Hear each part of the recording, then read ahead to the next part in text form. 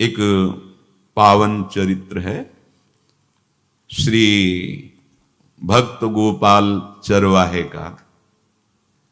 पहले ऐसा हुआ करता था कि सबकी गायें जैसे चराए तो सब लोग अन्न आदि जो है उसके घर भिजवा देते थे और गायें छोड़ देते थे। वो ग्वाला ही कहा जाता था।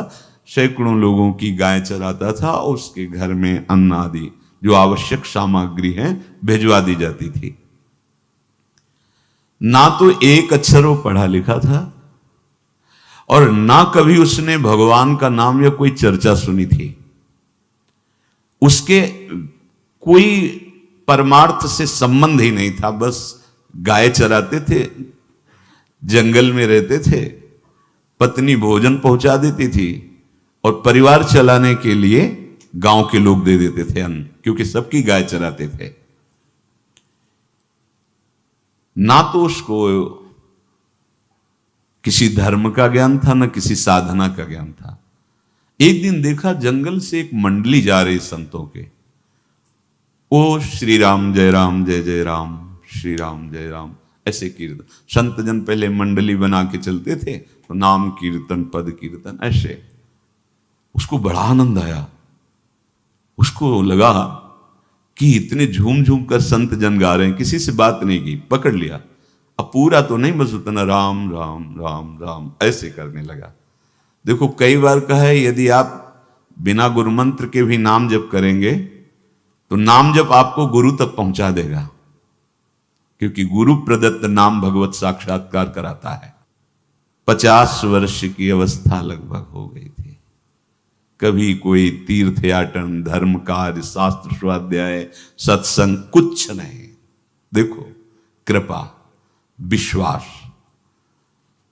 अब वो अलौकिक ढंग से नाम में मिठास लगने लगी उसको। तो जोर जोर से कभी कभी नाच पड़ता, चरवाहा है ना, गाता। तो और जो लोग थे उसका उपहास करते, अरे नरक में भी ठौर नहीं मिलेगी, जिंदगी में कुछ पुण्य नहीं किया। ये ऐसे लोग बहुत उपहास करने वाले। ऐसे करने से क्या मिलेगा, नाम से कुछ हो जाएगा। उसने कहा हमने तो कभी सोचा ही नहीं कि कुछ होगा, हम तो ऐसे ही गा रहे हैं। पर ये लोग उपहास कर रहे हैं, क्या गलत है क्या ऐसा गाना? जब तक दृढ़ ज्ञान नहीं होता तब तक माया फिसला सकती है। उसने कहा कि हम किसी लाभ के लिए, बैकुंठ जाने के लिए या कोई लाभ के लिए नहीं जपते, हमें तो अच्छा लगा, वो गा रहे थे संत जन तो हम गाने लगे। क्या सही में आप लोग समझते हैं कि ये गलत है? उनका तुम मूर्ख हो, तुम्हारी क्या समझ में आए? और उपहास करते उसका। उसके मन में एक बात आई, कोई ये प्रमाण दे दे मुझे कि ये जो मैं संतों के मुख से सुना नाम, ये परम सत्य है, ये परम सुखकारी है और इससे क्या वैकुंठ मिल जाएगा? कोई तो मिले मुझे। और जब किसी के हृदय में ऐसी आकांक्षा होती है तो वही मिल जाते हैं जो सबके हृदय की जानते हैं। एक दिन उसने देखा जब लोग दिल्ली की हंसी मजाक कर रहे थे, उसी समय एक लंगोटी पहने हुए, हाथ में कमंडल और दंड धारण किए हुए कोई वीतराग परमहंस दौड़ा, चरणों में गिर गया। महाराज महाराज, बस एक बात आप बता दीजिए, जो हम राम राम कह रहे हैं, ये लोग उपहास करते हैं, क्या इससे हमारा कल्याण हो जाएगा, वैकुंठ मिल जाएगा? तो उन्होंने कहा बेटा ये बहुत मंगलमय भगवान का नाम है, पर हमें लगता है कि तुम्हें गुरुदेव की आवश्यकता है। यदि तुम गुरु कृपा पात्र बन जाओ तो इन उपहास करने वालों की बातें तुम्हारे मन में नहीं लगेंगी और निश्चित तुम्हें भगवत साक्षात्कार हो जाएगा। तो पैर पकड़ लिया और कहा महाराज आप ही गुरु बन जाओ ना हमारे, आप ही हमें मंत्र दे दो। तो उन्होंने कहा हम तो तीर्थ यात्रा में हैं, ऐसा हम नहीं कर सकते, पर यदि तुम भगवान से प्रार्थना करोगे तो तुम्हारे कल्याण के लिए सदगुरु प्राप्त हो जाएगा। इसलिए जैसे कोई पूछते हैं किसको सदगुरु बनाऊं, तो हम कहते किसी को नहीं, पहले भगवान को मानो, श्री हरि को, जगत गुरु श्री कृष्ण को, फिर उनसे प्रार्थना करो कि यदि आप आवश्यक समझते हो कि सदगुरु के रूप में आप आकर के हमारा कल्याण करेंगे तो मुझे पहुंचा दो। या आप स्वयं आ जाओ। मैं नहीं खोज कर पाऊंगा, मेरी वो दृष्टि नहीं है कि मैं किसी महापुरुष को पहचान सकूं। मैं तुमसे सत्य कहता हूं, सदगुरु की जो शरण में हो गया तो उसके जीवन नौका की डांट सदगुरु अपने हाथ में ले लेते हैं। फिर उसको कोई भय, कोई उपहास, कोई लज्जा नहीं सताती। वो सुख पूर्वक इस दुखद अपार संसार समुद्र से पार हो जाता है। पर बेटा, तेरे ऊपर भगवान की बड़ी कृपा है, क्योंकि तू संतों को मानता है। तू मेरी बात पर विश्वास कर ले, अंदर से तू एकांत में रो, तुझे सदगुरु मिल जाएंगे। अब ऐसा कहकर वो अपने राह में चले तीर्थ यात्रा के लिए। अब वो खोजता, एकांत में बैठकर देखता, कभी कभी वो पेड़ पे चढ़ जाता कि कोई संत तो नहीं आ रहे हैं। अब उसके लिए वहां भोजन पहुंच जाता, पाता, गाय देखता और बस खोज करता कि सदगुरु आ जाए, सदगुरु आ जाए। बहुत समय व्यतीत हुआ, पर उसका विश्वास नहीं टूटा कि संत ने कहा था कि तुम भावना करो कि सदगुरु आ जाएंगे। भगवान सदगुरु बन करके आ गए, वही है सदगुरु। देखा सामने से बड़े तेजस्वी महात्मा बड़े तीव्र गति से आ रहे हैं। वो दौड़ा, गुरुदेव गुरुदेव, चरणों में लौट गया। चरणों में जे ही गिरा तो एक बिजली सी दौड़ी उसके हृदय में। अब बात बन गई, गुरु मिल गए। वो खड़े हो गए, देखते ही सात्विक भाव उत्पन्न हो रहा है, आंसू निकलने लगे। देखते ही मन में आया कि जो संत कह रहे थे सदगुरु मिल जाएंगे, यही हमारे सदगुरु हैं। हृदय में उत्साह, आतुर आवाज, प्रभु मुझे भवसागर से पार करने वाला गुरु मंत्र दे दो। ऐसे थोड़ी दीक्षा दी जाती कि गली चलते दी जाए, दूंगा।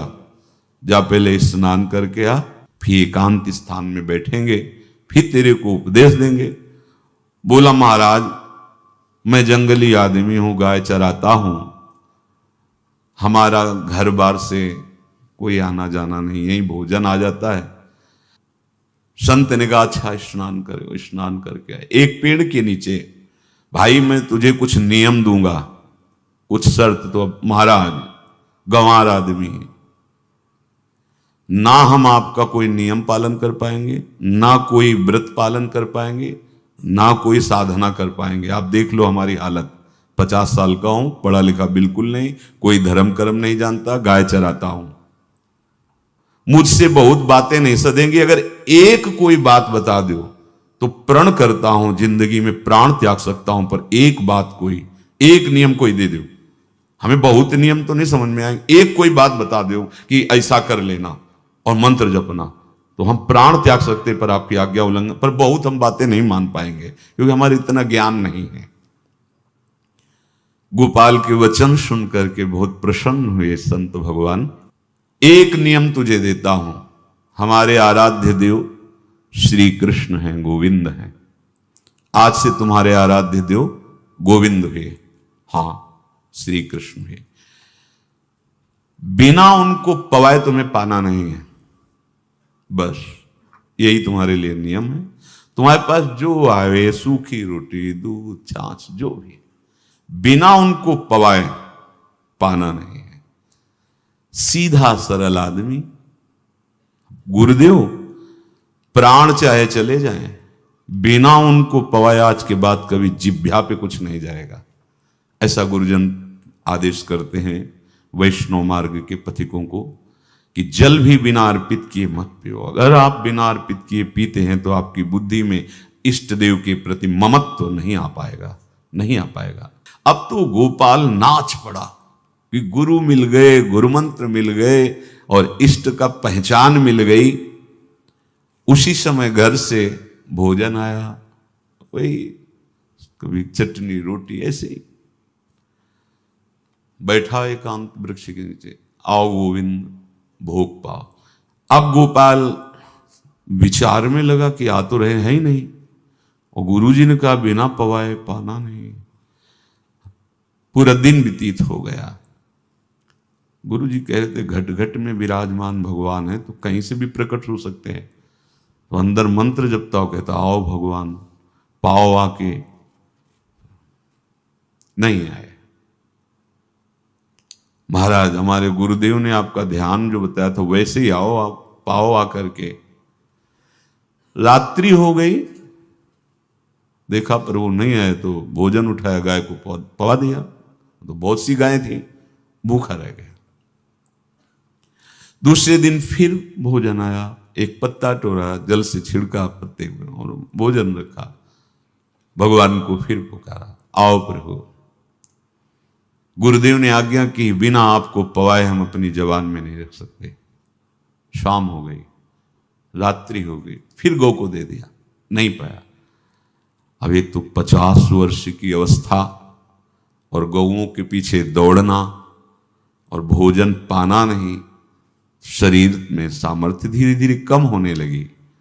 तीसरा दिन, चौथा दिन, पांचवा दिन, छठा दिन, सातवां दिन, दीनानाथ प्राण चाहे निकल जाए हम गुरु की आज्ञा नहीं तोड़ सकते।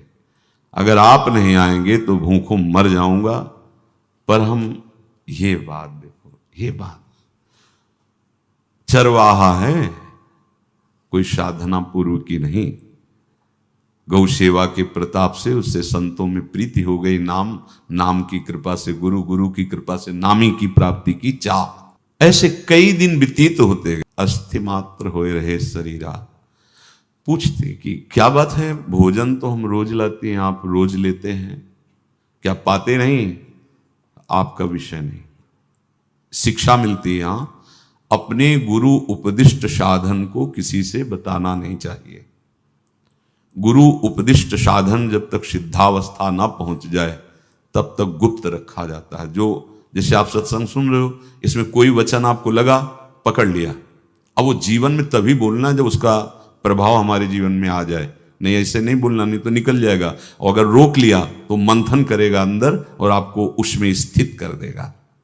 एक भी शब्द नहीं बताया कि हमारी गुरु दीक्षा हो गई, गुरुजी ने कहा था पवा के पाना, और इतने दिन हो गए भगवान तो आ नहीं रहे, इसीलिए हम पा नहीं रहे, तो हमारी ये दशा है। देखो आज का समय ऐसा है कि प्रगट में सब इंद्रियों के पोषण की व्यवस्थाएं भगवान दी, चाहे गृहस्थ हो चाहे विरक्त हो, लेकिन क्या हमारे अंदर निष्ठा है ऐसी? सबरी जी जब उनके गुरुदेव पधारने लगे तो चरणों में रो के गिरे कि प्रभु इस पूरे विश्व में मुझ अधम को सिर्फ आप ही प्यार करने वाले, आप ही ने दुलार करके मुझे रखा, नहीं सब जगह ठोकर मिलती, कोई भी संत महात्मा हमारी तरफ देखना नहीं चाहते, और प्रभु आप जा रहे हो, आप कैसे जीवन? जानते हो क्या कहा? हम तो भजन के प्रभाव से भगवान के धाम जा रहे हैं बेटा, भगवान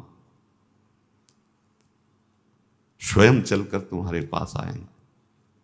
सबरी जी बहुत वर्षों तक कभी गुरु के वचनों पर अविश्वास नहीं हुआ, क्यों कहते थे भगवान आएंगे, रोज पावड़े डालती हूँ, सोहनी लगा के जल छिड़कती हूँ, रोज लगता है फुसला तो नहीं दिया गुरु जी ने? नहीं, गुरु के वचन भगवान आएंगे। शायद ऐसा वर्णन की शास्त्र हजार वर्ष सोचो जरा, और भगवान आए और सबरी को निहाल किया। ऐसे हो गुरुदेव ने कहा है भगवान आएंगे, जब तक वो ना पाएंगे तब तक हमने कहा है कि और उनका उद्देश्य अलग था कहने का कि आप भगवान को भोग लगा के पाइएगा और भजन कीजिएगा तो मंत्र के प्रभाव से तुम्हारे मानस पटल पर भगवान दिखने लगेंगे। ऐसा होता है, पर वो सीधा आदमी सीधा समझा जब तक भगवान नहीं पाएंगे तब तक हमें नहीं पाना।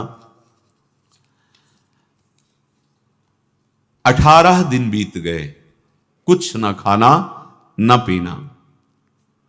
गोविंद भी देखते हैं, बाल भक्त ओम प्रकाश जी महाराज यही अपने चामुंडा के पास से उधर, बहुत नामनिष्ठ महात्मा, बाल भक्तों में बहुत ही मानो प्रहलाद जी ही हैं।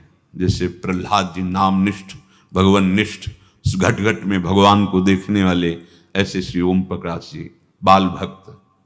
बड़े बड़े महापुरुष गए, हरि बाबा, उड़िया बाबा, सब बस वो यही कहते कि ये श्री कृष्ण का आदेश है। फिर शायद 50 के भी ऊपर दिन गए थे, ऐसे 70 दिन तक उस महापुरुष ने कुछ नहीं खाया, सशरीर अंतर्ध्यान हुए।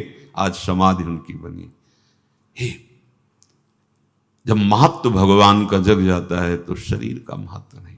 अच्छा, प्राणनाथ जब प्राणों का पोषण कर रहे हैं तो अन्न में भी तो प्राणनाथ की ही दी हुई शक्ति है, तो बिना अन्न के भी उनका पोषण हो रहा है। पर ये भागवती का आदेश से, मनमानी करने से नहीं। मनमानी करने में फिर मार्ग रुक जाएगा। भगवान आदेश करते हैं अपनी वाणी से, युक्ताहार विहार से, उचित आहार विहार, वो तो भगवद आदेश होता है। 18 दिन बीत गए।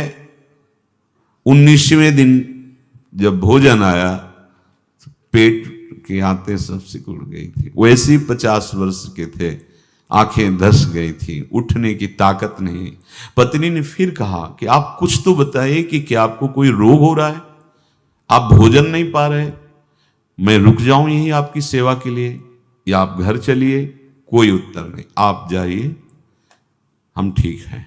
ऐसा फिर धीरे से पत्ता लाए, छिड़का, भगवान आओ पाओ आकर के। शाम हो गई, फिर गाय को दे दिया। विचार कर लिया कि अब मरना ही है, मुझ जैसे अधम के पास भगवान तो आएंगे नहीं, वो तो भगवान है, पर मैं अपने गुरु के वचन नहीं तोड़ सकता, मर चाहे जाऊं।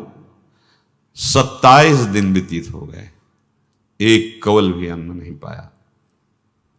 न चलने की शक्ति थी, न पत्ता लाने की शक्ति थी, न जल छिड़कने की शक्ति थी।